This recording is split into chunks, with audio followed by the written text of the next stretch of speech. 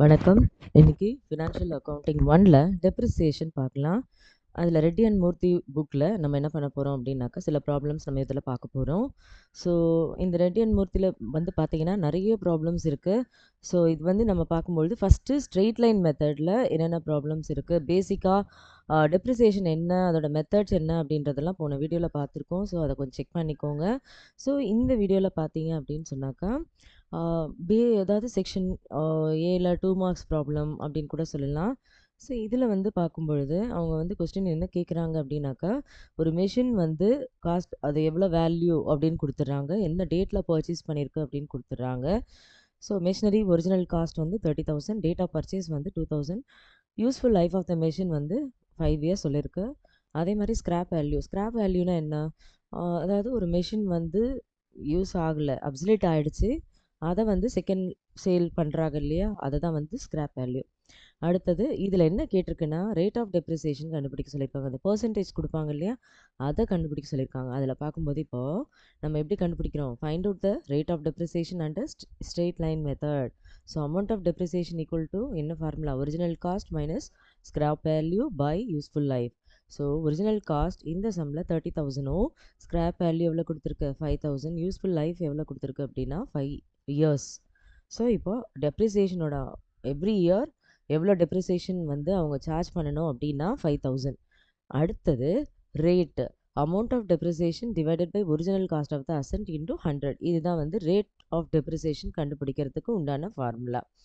So இந்த ஃபார்முலாவில் பார்த்தீங்க அப்படின்னாக்கா 5,000 டிவைடட் பை 30,000 இன்டூ 100 பண்ணும்போது 16.67%. இது வந்து ரொம்பவே இம்பார்ட்டண்ட்டான ஒரு கொஸ்டின். இதில் வந்து நிறைய கேட்குறதுக்கு வாய்ப்பு இருக்குது.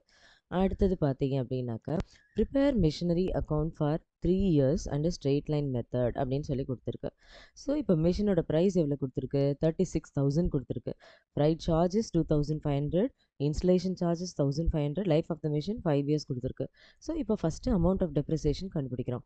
அதுக்கு original cost minus scrap value divided by useful life, இதுதான் வந்து ஃபார்முலா. இப்போ அமௌண்ட் ஆஃப் டெப்ரிசியேஷன் நம்மளுக்கு 8,000 கிடைக்கும். நெக்ஸ்ட்டு ஒரிஜினல் காஸ்ட் அப்படின்றது இதில் அந்த 40,000 எப்படி எடுக்கிறோம், ஏன்னா இதில் ப்ரைஸ் வெறும் 36,000 தான் கொடுத்துருக்கு, பார்த்தீங்கன்னா தெரியும். ஆனால் அதை எடுத்துகிட்டு வர கேரிங் சார்ஜஸ் இருக்குது இல்லையா, அதுக்கு அவங்க எவ்வளோ செலவு பண்ணுறாங்க அப்படின்னா 2,500 பண்ணுறாங்க. ஸோ 2,500, அதுக்கப்புறமா இன்ஸ்டலேஷன் சார்ஜஸ் ஒரு 1,500. ஸோ இதெல்லாம் ஆட் பண்ணும்போது அதுதான் original cost of the machine 40,000. So 40,000 divided by useful life வந்து 8,000 ஆஸ் டெப்ரிசியேஷன். இப்போது நம்மளுக்கு மிஷினரி அக்கௌண்ட் ஓப்பன் பண்ண சொல்லியிருக்கு, அதனால் லெஜர் அக்கௌண்ட்ஸ் ஓப்பன் பண்ணுறோம்.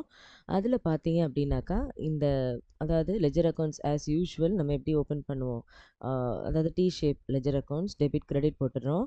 இப்போது ஃபஸ்ட்டு நம்ம வந்து இயரில் மிஷின் பர்ச்சேஸ் பண்ணுறதுக்கு to cash or bank account இந்த 40,000 ஒர்க்கிங் நோட்லேயே போட்டு காமிச்சாச்சு.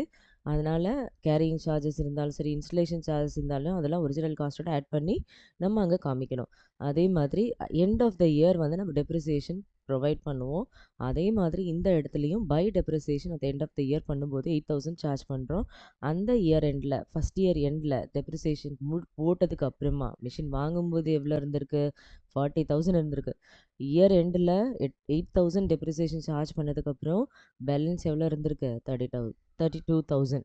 ஸோ இப்போ செகண்ட் இயர் பிகினிங்கில் பேலன்ஸ் ப்ராடவுன் சொல்லிட்டு 32,000 எடுத்துகிட்டு போயிருக்கு. அடுத்தது செகண்ட் இயர் எண்டில் பை டெப்ரிசியேஷன் 8,000, பேலன்ஸ் எவ்வளோ இருக்குது இப்போ 24,000. ஸோ அடுத்தது பார்த்தீங்க அப்படின்னாக்கா தேர்ட் இயரில் அதை ப்ராட் டவுன் பண்ணுறோம். Opening balance of the machine எவ்வளோ இருந்திருக்கு, 24,000 இருக்குது.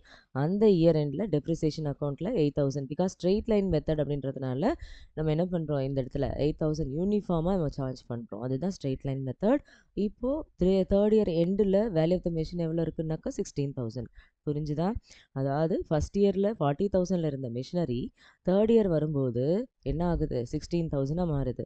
ஸோ என்ன பர்பஸ்க்கோசரம் நம்ம டெப்ரிசியேஷன் சார்ஜ் பண்ணுறோன்னா, எவ்ரி இயர் வந்து அந்த மெஷினோட வேல்யூ டெப்ரிஷியேட் ஆனதுக்கப்புறமா நம்மளுக்கு குறைஞ்சிரும். ஸோ அப்படி குறையும் போது ஒன் டே என்ன ஆகிடும், அது வந்து யூஸ்ஃபுல்லே இல்லாமல் போயிடும் அந்த மிஷின்.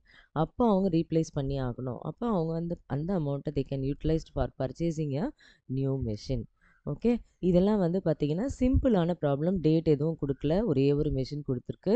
ஸோ, இன்னைக்கு பார்த்தீங்க அப்படின்னு சொன்னாக்கா, ரேட் ஆஃப் டெப்ரிசியேஷன் எப்படி கண்டுபிடிக்கிறது? அமௌண்ட் ஆஃப் டெப்ரிசியேஷன் எப்படி கண்டுபிடிக்கிறது? ஸோ, இந்த சம் நம்ம இப்ப பார்த்துருக்கோம். ஸோ, இதில வந்து பார்த்தீங்கன்னாக்கா, லெட்ஜர் அக்கவுண்ட்ஸ் எப்படி போடுறது? ஸோ, இதெல்லாம் நம்ம இன்னைக்கு பார்த்துருக்கோம் இந்த வீடியோல. ஸோ, இப்போ நீங்க இந்த வீடியோ உங்களுக்கு அண்டர்ஸ்டாண்ட் ஆயிருக்கும் அப்படின்னு நம்புறேன். வேற சில இம்பார்ட்டன்ட் சம்ஸ்ல நம்ம அப்கமிங் வீடியோல பார்க்கலாம். Thank you.